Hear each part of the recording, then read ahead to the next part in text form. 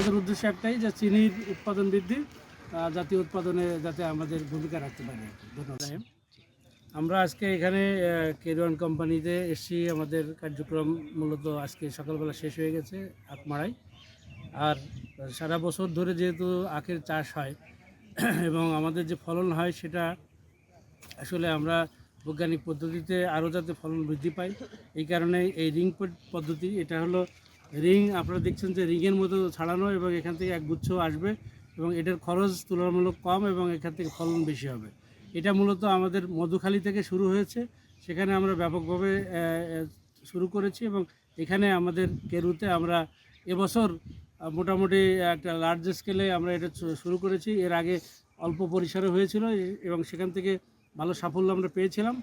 আমরা সেই কারণে এই জায়গায় আমরা এবার প্রচুর পরিমাণে এই রিং পিট পদ্ধতিতে আমরা করব, যাতে করে আমাদের খরচটাও কমে যায়, পাশাপাশি আমাদের উৎপাদনটা বৃদ্ধি পায়। আপনারা জানেন যে আমাদের উৎপাদন বৃদ্ধি হচ্ছে না বিধায় আমরা কিন্তু আখ চাষগুলো সব মানে খুব বেশি পরিমাণে সময়ে আমরা করতে পারছি না, আখ মাড়াই করতে পারছি না। যার কারণে যদি আমাদের উৎপাদন বৃদ্ধি পায়, আরও কয়েক মাস ধরে আমাদের আখটা মাড়াই চলবে এবং আমাদের চিনির উৎপাদনও দেশে উৎপাদন বৃদ্ধি পাবে। তো সেই লক্ষ্যে সারা দেশেই যতগুলো আমাদের নিজস্ব খামার সহ পার্শ্ববর্তী যে সমস্ত যারা চাষিরা আখ চাষ করে তাদেরকে আমরা উদ্বুদ্ধ করছি এই রিং পিট পদ্ধতিতে যাতে উৎপাদন তারা করে। এখানে খরচও কম, কারণ এটা ডিগার মেশিন দিয়ে আমাদের করার সুযোগ আছে। আমরা বিভিন্ন আমাদের যে প্ল্যান্টগুলো আছে, চিনি কল আছে, সেখানে আমরা ডিগার মেশিন সাপ্লাই দেওয়ার চেষ্টা করছি সব জায়গায়, যাতে করে কৃষকরা ওইটা নিয়ে তারা এই পদ্ধতিতে চাষ করতে পারে এবং উৎপাদন বৃদ্ধি করতে পারে। আমাদের উদ্দেশ্য একটাই যে চিনির উৎপাদন বৃদ্ধি, জাতীয় উৎপাদনে যাতে আমাদের ভূমিকা রাখতে পারে।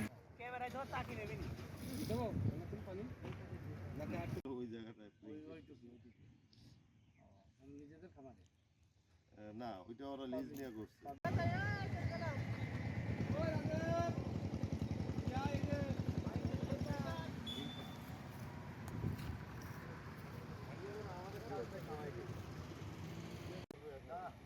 এক একরের জন্য শ্রমিক 150 শ্রমিক লাগবে এক একরে। কষ্ট কম না, আপনার উৎপাদনও বেশি, কয়েক উৎপাদন বেশি, সেটা রেশিও তো আবার থাকতে হবে, লাভজনক হইতে হবে।